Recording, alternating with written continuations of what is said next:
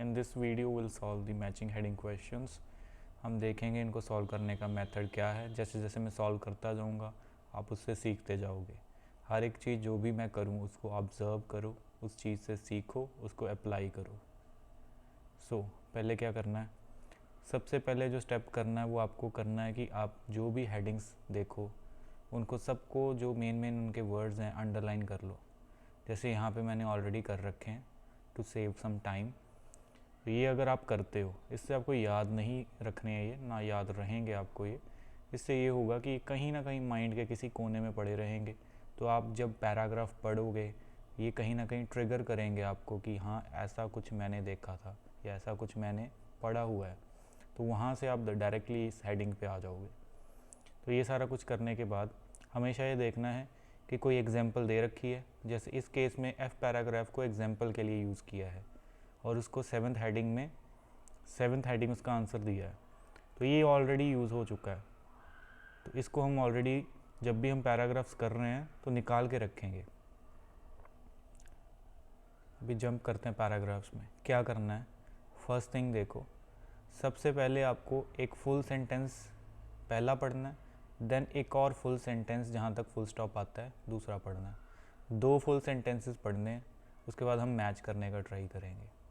इसके पीछे का रीज़न क्या है, रीज़न ये है कि जब भी कोई राइटर, जैसे हम भी एज अ स्टूडेंट आइल्स में टास्क 2 लिखते हैं तो हम एक जो भी पैराग्राफ लिखते हैं उसका टॉपिक सेंटेंस लिखते हैं। टॉपिक सेंटेंस में हम ये हिंट देते हैं कि इस पैराग्राफ में हम क्या लिखने वाले हैं। अगर हम सॉल्यूशंस का बीपी लिख रहे हैं तो सॉल्यूशंस के बारे में थोड़ा सा पता लग जाता है, प्रॉब्लम्स का लिख रहे हैं तो प्रॉब्लम्स का पता लग जाता है। ऐसे ही जो पैराग्राफ्स लिखे होते हैं इसमें, तो इसके फर्स्ट सेंटेंस या सेकंड सेंटेंस से हिंट मिल सकता है मोस्ट ऑफ द केसेस में कि मेन आइडिया पैराग्राफ का क्या है, राइटर ने क्यों पैराग्राफ लिखा है। और अगर आपको मेन आइडिया मिल जाता है तो आप उसको हेडिंग मैच कर सकते हो। तो यहाँ पे देखते हैं फर्स्ट जो दिया है, इन्होंने बोला है difficult to conceive economic growth without an efficient transport system. Economic growth की बात की है, एफिशिएंट ट्रांसपोर्ट सिस्टम की बात की है। आगे अगर कोई आपको ऐसा सेंटेंस मिलता है ऑल दो, however, while, if, yet, but, तो वो आप ज़रूर पढ़ो। तो यहाँ पे सेकंड सेंटेंस हमारा इम्पॉर्टेंट सेंटेंस है। ये क्यों इम्पॉर्टेंट होते हैं, क्योंकि राइटर का व्यू डिपिक्ट करते हैं। So although modern information technologies can reduce the demand for physical transport by these facilities, comma, उसके मेन रिजल्ट की बात हमेशा कॉमा के बाद आती है। The requirement for transport continues to increase, तो ये कंटिन्यूसली इंक्रीज़ होती रहेगी रिक्वायरमेंट। अगर हम इसको मैच करके देखें, अब हमने 2 सेंटेंस पढ़ लिए हैं, तो किस चीज़ की बात की इन्होंने, इकोनॉमिक ग्रोथ की ट्रांसपोर्ट सिस्टम के साथ। और जो मेन बात है इस सेंटेंस में वो ये है कि मॉडर्न टेक्नोलॉजी रिड्यूस करती है डिमांड फिज़िकल ट्रांसपोर्ट की, फिर भी जो रिक्वायरमेंट है वो कंटिन्यू होती रहेगी, इंक्रीज़ होती रहेगी कंटिन्यूसली। ये चीज़ नहीं गिवन, चार्जिंग फॉर रोड्स नहीं गिवन। थर्ड जो लाइन है, गुड्स की कोई बात नहीं हुई, ऑल स्टेप्स की बात नहीं हुई, ट्रांसपोर्ट पैटर्न चेंज करने की बात नहीं, इन्वायरमेंट की कोई बात नहीं है, rail is missing there. Rapid growth of private transport, growth की बात हुई है, इंक्रीज़ की, कंटिन्यूशन इंक्रीज बोला है उन्होंने, कंटिन्यूसली इंक्रीज़ होगा मतलब। प्लान्स की कोई बात नहीं हुई, चार्जिंग पॉलिसीज़ अलोन कोई बात नहीं हुई, ट्रेंड्स, ईयू एडमिशन ऐसी कोई बात नहीं हुई। तो एक ही हेडिंग है जो हमारे को लगता है कि मैच करेगी, वो है इस इंक्रीज़ के बारे में। सो ये जो रैपिड ग्रोथ की बात हुई है, बट इसमें एक चीज़ है, अगर आपको लगता है कि हाँ ये तो सिर्फ एक ही चीज़ मैच कर रही है, प्राइवेट ट्रांसपोर्ट तो मैंने देखा ही नहीं, तो फिर आप क्या करोगे, क्या आप पढ़ोगे आगे? नहीं, पढ़ना नहीं है। हम क्या करेंगे, जो प्राइवेट ट्रांसपोर्ट है इसको स्कैन करेंगे कि ये कहीं पे गिवन है। तो प्राइवेट ट्रांसपोर्ट क्या होता है, कार, ये गिवन है यहाँ पे। और आप रिपीटिशन मेथड यूज़ कर सकते हो कि बार बार गिवन है ये चीज़, नंबर ऑफ़ कार्स यहाँ पे भी अगेन गिवन है, ठीक है। तो इसके बाद अगेन अगर हम देख सकते हैं कहीं पे ये गिवन है, तो ये क्या बता रहा है, ये इंक्रीज़ बता रहा है। तो ये जो हेडिंग है ये मैच कर जाती है, इसको हम निकाल देते हैं। देन नेक्स्ट पैराग्राफ देखते हैं। नेक्स्ट पैराग्राफ में क्या है, as far as goods transport is concerned, ये गुड्स की बात की जा रही है। Growth is due to large extent to changes in the economy और प्रोडक्शन। सो इसमें दो चीज़ें मेन हैं, अगर आप देखोगे, गुड्स की ट्रांसपोर्टेशन, ठीक है, ग्रोथ किस चीज़ की, चेंजेस इकोनॉमी में होने की वजह से, और प्रोडक्शन। इस तरीके से भी आप चेक कर सकते हो अगर आपको फुल सेंटेंस समझ नहीं आता। आगे क्या बदला है, 20 ईयर्स के अंदर अंदर internal frontiers have been abolished. Internal frontiers मतलब कि जो अंदर के बॉर्डर्स थे वो निकाल दिए गए हैं, अब बॉर्डर्स नहीं रहे हैं। So moved from stock economy to flow economy. तो अगर आपको याद है तो हमने गुड्स ट्रांसपोर्ट वाली जो है वो एक देखी है हेडिंग, तो कौन सी थी, ये थी, डिस्टेंस गुड्स ट्रांसपोर्ट की बात हुई पड़ी है, ठीक है।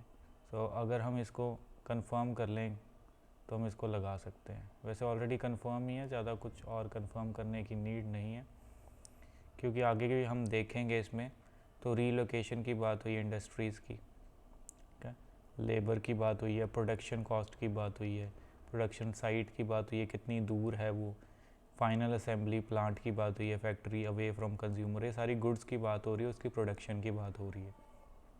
तो इसकी राइट हेडिंग यही है, बट हमें ये बिल्कुल यहीं से मिल जाती है, तो हमें आगे पढ़ने की खास नीड नहीं पड़ती। तो यहाँ पे भी ये जो हेडिंग मिली है, हमें फर्स्ट 2 सेंटेंसेस में से ही मिली है। Next, the strong economic growth expected in countries which are candidate for entry to EU। So ये जो स्ट्रॉन्ग इकोनॉमिक ग्रोथ एक्सपेक्ट की जा रही है कंट्रीज़ में जो कैंडिडेट हैं फॉर एंट्री टू EU, और याद हो तो EU वाली हमने एक हेडिंग देखी है, ठीक है, वो कौन सी हेडिंग थी, ये वाली थी, EU एडमिशन। और क्या इसमें, कंट्रीज़, ये भी हमें मिल गया, waiting EU admission. EU admission क्या है, जो यहाँ पे दे रखा है इन्होंने, entry, candidate entry to EU और कंट्रीज़। और क्या रह गया इसमें, रह गया ट्रांसपोर्ट ट्रेंड्स। ट्रांसपोर्ट ट्रेंड्स आप देख सकते हैं, मे बी गिवन हो, आपको कंफर्म करना है तो आगे हमें डाइव इन करना पड़ेगा। यहाँ पे देखो ये ट्रेंड्स दिए हैं कि वॉल्यूम्स जो थे एक्सपोर्ट के वो बड़े हैं, ट्वाइस, डबल हुए हैं, ठीक है, और इंपोर्ट के जो हुए हैं 5 टाइम्स हुए हैं। तो जब भी आपको फिगर्स दी हैं, फिगर्स का मतलब है कि वॉल्यूम्स ट्रेंड्स बताए जा रहे हैं कि उनमें क्या क्या चेंजेस आए हैं, जैसे टास्क 1 में होता है, यहाँ पे भी आप देख सकते हो। और EU अगेन रिपीटेड है यहाँ पे, तो इसको भी कोई खास पढ़ने की नीड नहीं है आपको, ठीक है। जो वॉल्यूम्स भी बताए हैं आपको, किस चीज़ के बताए हैं वो आपको ट्रैफिक उसी के बताए हैं, ट्रांसपोर्ट के बताए हैं। सो इसकी हेडिंग क्या है, दिस वन, इसमें भी हमें कोई ख़ास पढ़ने की नीड नहीं पड़ी है। डी पैराग्राफ, हाउएवर जैसे मैंने बोला, ऑल्दो, हाउएवर, बट, येट, ये सारे इंपॉर्टेंट है। इसके बाद जो भी इंफॉर्मेशन हमें मिलती है वो हम डायरेक्टली मैच करके देख सकते हैं। New and imperative sustainable development जो ऑफ़र करती है अपॉर्चुनिटी अडेप्ट करने के लिए पॉलिसी, ट्रांसपोर्ट पॉलिसी के लिए। सो ये क्या है, न्यू एंड इम्पेरेटिव, अगर आप देखोगे हाउएवर के बाद किस चीज़ से मैच करता है, अ न्यू मतलब अब फ्रेश, इम्पेरेटिव का मतलब सीधा सीधा होता है इम्पॉर्टेंट। इतना इतना तो मैच कर गया आपका हाउएवर के बाद, ये हाउएवर की हेल्प हुई है, हाउएवर ना होता तो हम ना इसको ज़्यादा इम्पोर्टेंस देते और ना हम इसको मैच करते, तो हाउएवर आपको हेल्प करता है। अब आपको ये चाहिए लॉन्ग टर्म गोल, अगर ये भी मिल गया तो ये हेडिंग जो है आपकी ये कंफर्म हो जाएगी कि यही है। तो लॉन्ग टर्म गोल के लिए क्या पढ़ेंगे, यहाँ पे हम बिल्कुल नहीं पढ़ेंगे, हम सिर्फ स्कैन करेंगे कहीं पे गिवन है वो वर्ड या ऐसी कोई इंफॉर्मेशन। सो यहाँ पे है the ambitious objective can only be fully achieved by 2020। तो ये एक गोल की बात कर रहे हैं, और आगे हम देखेंगे तो 30 ईयर्स टाइम बाय 2040। तो ये लॉन्ग टर्म गोल की बात कर रहे हैं एक, तो लॉन्ग टर्म गोल भी मिल जाता है हमें ये वाला, तो ये हेडिंग भी हमारी सही हो जाती है।